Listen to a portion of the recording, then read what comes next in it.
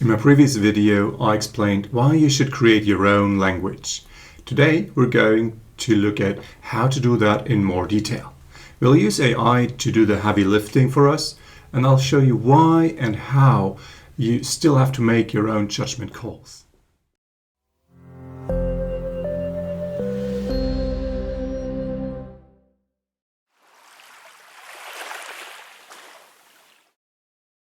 Look at some demo code that the AI has generated for us. So this is AI generated. It's a bit of a bad code as usual, but let's just stick with it. We have a car here with make, model, year. It's not using records and not using toString for this, but okay. There's a garage which can have a bunch of cars. You can create a garage, you can add cars, you can retrieve cars that are older than a year, get car infos, get the average car year, simple methods that we might have in our program. And then there's some other code where we actually use these things. So here we create 3 different cars, a garage, add those cars to the garage, and then use these methods. Get the average car year, get cars older than 2018, retrieve their car info, and just return that information. So just some demo code that could be appearing similar to this in a lot of projects. And this is where we can start from and think about how to build our DSL.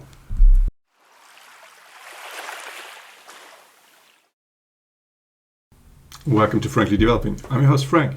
We talked last time about how you can create these languages with a purpose. You want to have your code more readable, flexible, better naming. And in this other video, I explained why AI doesn't really change anything. It's a great tool, but changes nothing in the sense of replacing our work. It just makes us more productive. So how does this look like in practice? I asked the AI several times for our example to create a DSL to make that code more readable. And this is the exact same query that I used every time. It says, create a DSL to make this more readable.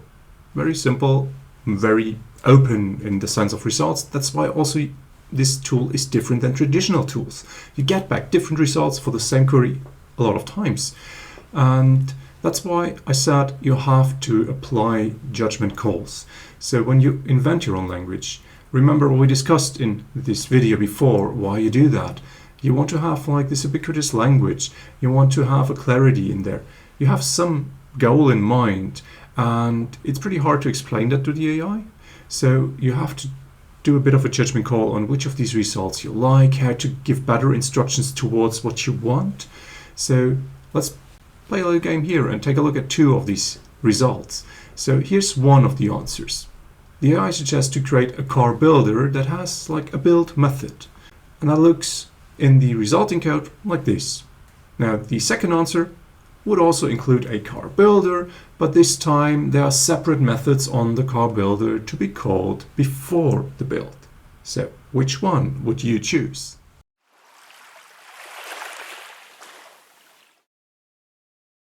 Okay, so let's dissect this one first. So in this variant, you have this add car call, the garage builder, which has a build, and then the add car doesn't really add much at all.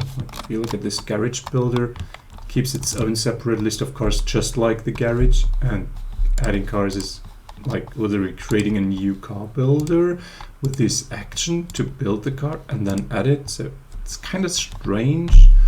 And you see it in the usage, like there's some strange lambda requirement here for the action. And then you have make, model, and year. And what's better is that you can literally read make, model, and year in the code, but it feels like quite a bunch of code, not that succinct really, and this builder doesn't feel like it's any good use. It's just making additional complexity and looks almost like the garage. So not really a really nice way that we want to go forward on like this. And let's look at the other solution it proposed.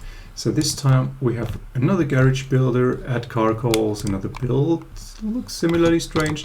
If you take a look at this garage builder, it's creating a garage and adding the cars directly. Like that's completely the same thing as the garage could already do on its own. And even worse, it's already adding methods like the getAverage here to the builder. which, like, if you understand anything about the builder pattern, this doesn't make any sense at all. Like, you shouldn't do anything like this. I mean, it's literally doing the call from the garage. Same thing on this, like, no reason to do any of this. It's just totally confusing. Wouldn't make any sense to do it like this. So instead we look at the car builder here, which you can see now has a with make, with model, with year, dot build. So yeah, this is like the exact builder pattern where you can modify each property through a method, and it depends heavily on your concrete project and what you need to do with these objects. In this example case, it makes no sense at all. Like, every single method call is needed to create a car like this. You need to specify the make, you need to specify the model and the year. The idea of the builder is to give you flexibility if you don't want to specify these, for example. But this car builder basically has no default values or anything. If you don't call the with make, like, you have an empty string or a null here. It's like not what you want probably. Instead, if you do a proper builder on these, it's because you don't always want to configure these objects and use the same properties. You just want some defaults, and in this use case here, you want to take a different property value for this property, and in the use case over there, you want to create maybe with a different value for that property. Then a builder starts to make sense, because you don't have a huge number of these calls like here for every single thing. Wouldn't you wonder, like, why don't you just new on all of these, right? So it's not really a good example of where a builder would work, which basically concludes us to say, like, neither of these is really what we want.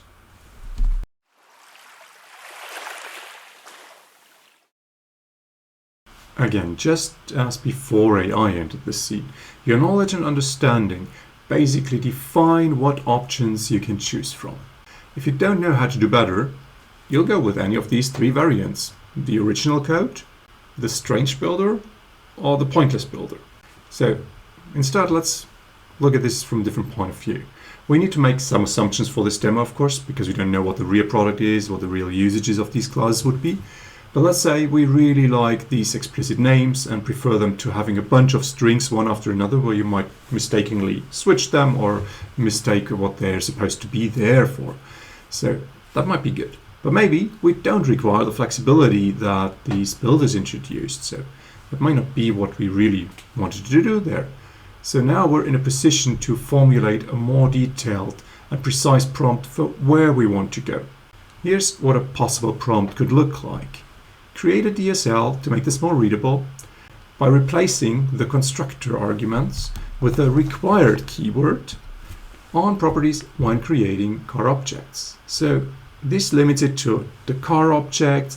It specifically tells it to use this required keyword feature, which I have to know about to be able to instruct the AI to do that.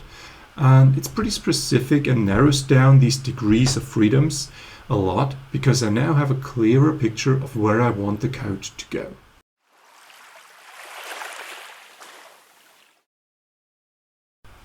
So before we take a look at the final solution created by AI here, please like and subscribe to the channel. Let me know in the comments how you find these demos, if they're helpful to you, if you learned something, or if you would do it differently. So here we go with the car, and you see this is exactly what we told it to.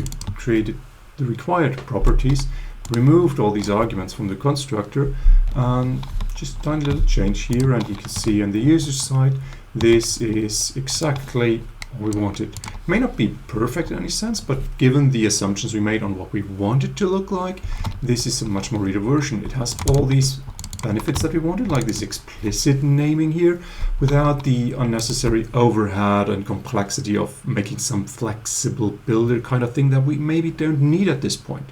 So maybe later we do, then we can add this still. But for now, this is like a very tiny solution, tiny change, not a lot of complexity added, which AI by itself tends to do a lot. It generates a bunch of code, which we just need to maintain and understand. It doesn't really help us to achieve anything better than this right now. So this is a really nice way to see this in action. There's other things that you can continue on.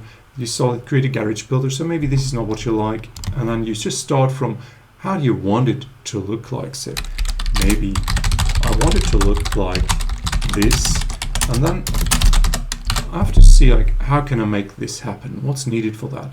And again, it depends on your knowledge, or maybe you can ask it and gain that knowledge if you have a clear understanding where you want to go at least.